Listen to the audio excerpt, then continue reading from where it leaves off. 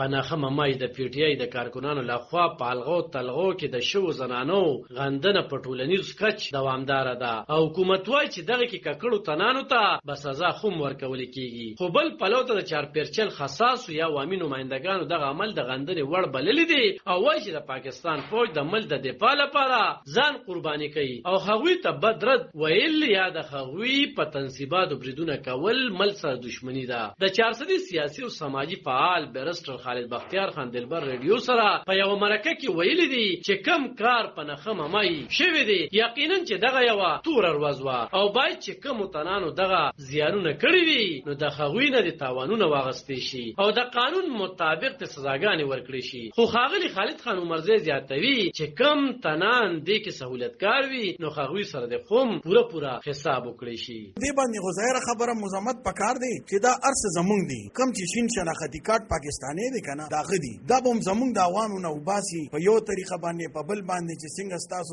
ویلیج کونسل کې هغه ستوي دا برث سرټیفیکیټ شو دا ډیث سرټیفیکیټ شو او مغه طریقو باندې برازي عوام تبا ګراس روټ ته لیول ترازي نو املاک ته خو نه دی پکار د دې په نسبت چې مطلب دا دی کم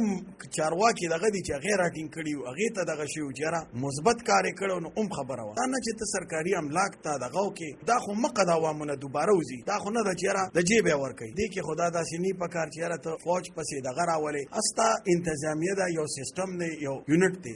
عوام لا پکار دادی چې مطلب دادی کم عوامي نمائندگان دي چې کم ستا په اختیار ستا په دغه راځي چې څنګه ته دې د پارار یو لیډر لروته چې د خپل ځان نه پر روزي چیرې رورا 75 سالو چې زمونږ بس جوړیږي یو راځي ځان مړی وي دی غل دی بیا چې دی کال شپږ میاش پس ویره دا بچا شو بیا چې دی کال لسته کال پس ودا غل شو دا کم غب شروع شوی خانه مطلب دادی لاغو یو سړی سم ختم کا لا راولا آیا چې دا کم کسانو د احتساب کړي دا دغه کړي دا راټینګ کا لکه چې څنګه د چین والا موزتن لا نور کړي به انقلاب پکار دي چې بھائی عوامو ته ریلیف راشي او نور انتظامیه خو مطلب دا نن یو جرنل له سبب بلی ستا بچي پکې راغی اخو ستوي چې مطلب مورثیت نه دی دا پداسې خال کې د 13 ورځ د پاکستان آرمي چیف ویلی وو چې په حملو کې ککړو تنانو تبا د آرمي ایکټ او افیشل سیکرټ ایکټ لاندې سزاګانې ورکول کیږي او کوم چې سہولتکار وي یا د شرخوخو د جذباتو را پارول لپاره خبرې کړې وي هغوی به هم سزا مومي علب خان شیرپو